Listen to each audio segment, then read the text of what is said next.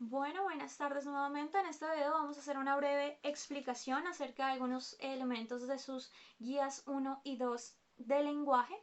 Hago una aclaración, pues vamos a dejar de lado un poco los aspectos concernientes a la mitología griega, la mitología nórdica propiamente, porque de estos ya hemos hablado bastante dentro de nuestras clases y sobre mitología nórdica les he comentado un poco en un video de literatura.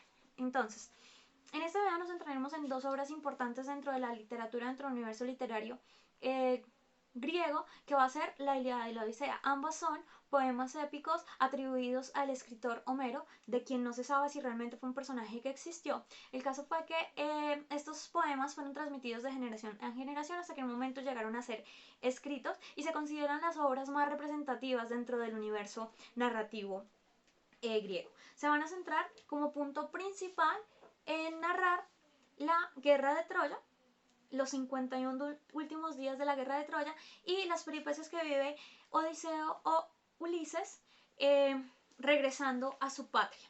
¿Listo? En la Ilíada, que nos va a narrar principalmente la cólera de Aquiles, los últimos 51 días de la guerra de Troya, no se va a tratar el por qué se da la guerra, que ya sabemos todos que es el rapto de Helena por Paris, dado la manzana de la discordia, ni se va a relatar cómo finalmente ganan la guerra a partir de este caballo de Troya. ¿Listo?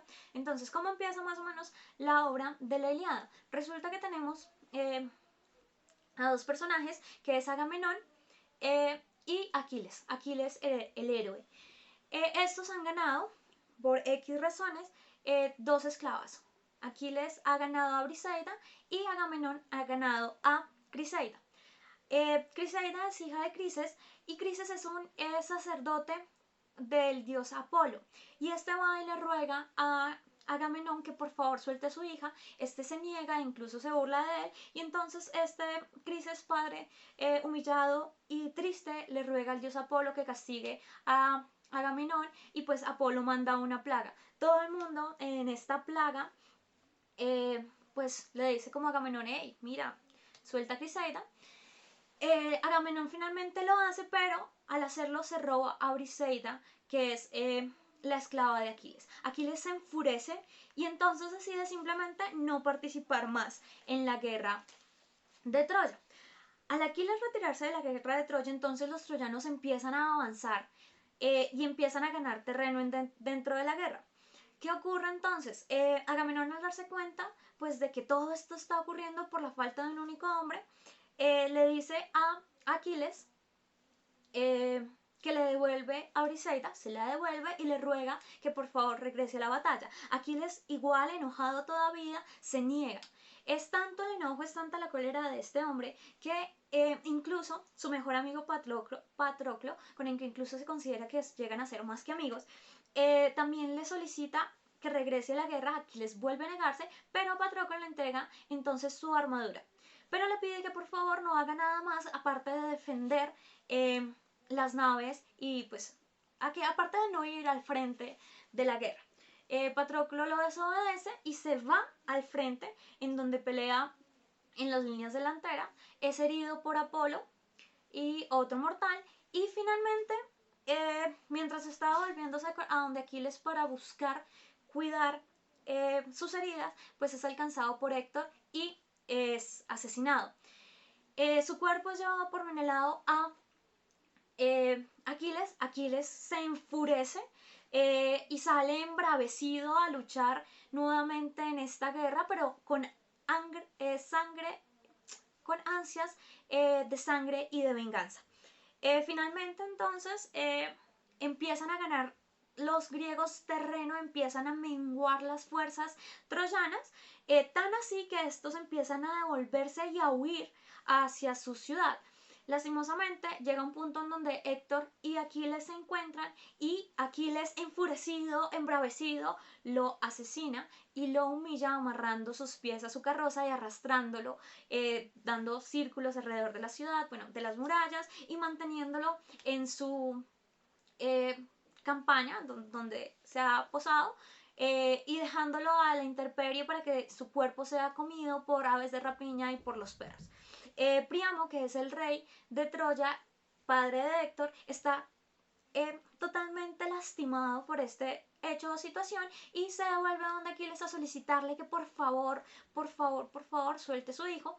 Este se conmueve, le devuelve el cadáver a Priamo, Priamo se lo lleva, se celebran las obras fúnebres a Héctor y a Patroclo y ahí culmina entonces nuestra guerra de Troya. ¿Listo? Más adelante en la segunda obra de Homero se nos cuenta entonces la Ilíada o la Odisea, la cual nos narra las peripecias de Ulises o Odiseo para llegar a Ítaca, a su casa. Han pasado 10 años después de la guerra de Troya, un poco más de 10 años después de la guerra de Troya, y Ulises no ha podido regresar a su casa porque ha ofendido a diferentes dioses a lo largo del tiempo. Entonces, ¿qué ocurre? Hay más o menos 108 pretendientes en busca de poder casarse con Penélope, porque si se casan con Penélope van a ser reyes de Ítaca.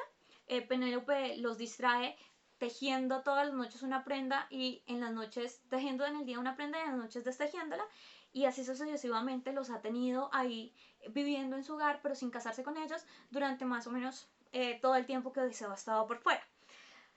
Odiseo está en la isla de Calipso. Calipso es una bruja que se enamora de él y lo quiere como su esposo. Va a estar 7 años con ella. Hasta que la intervención de Atenea en un concilio de los dioses hace y permite que éste sea liberado. No obstante, bueno, después de que Odiseo es liberado de la isla de Calipso, llega por ciertas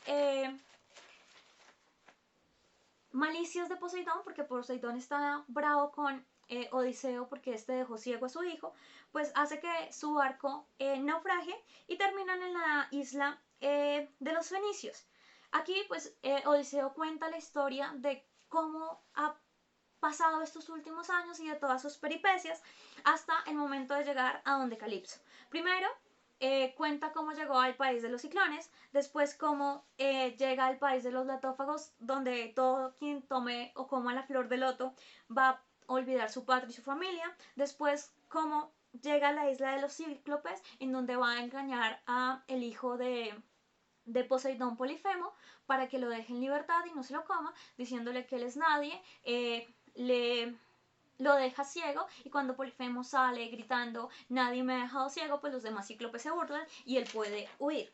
Después, como va a la isla de Eolo, este le da en una bolsa los vientos adversos, pero pues su tripulación bastante curiosa los abre, desatando todos estos vientos y haciendo entonces que nuevamente naufrague. ¿Listo? Después nos habla acerca de cómo huye de la isla de los latófagos. Después cómo llega a donde la hechicera Circe, que convierte en cerdos a todos sus compañeros y le advierte de males futuros.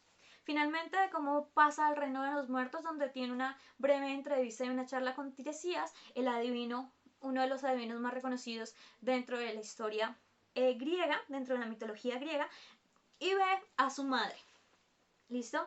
Después narra cómo al salir de el inframundo pasa por un lado de las Islas de las Sirenas y se ata al mástil.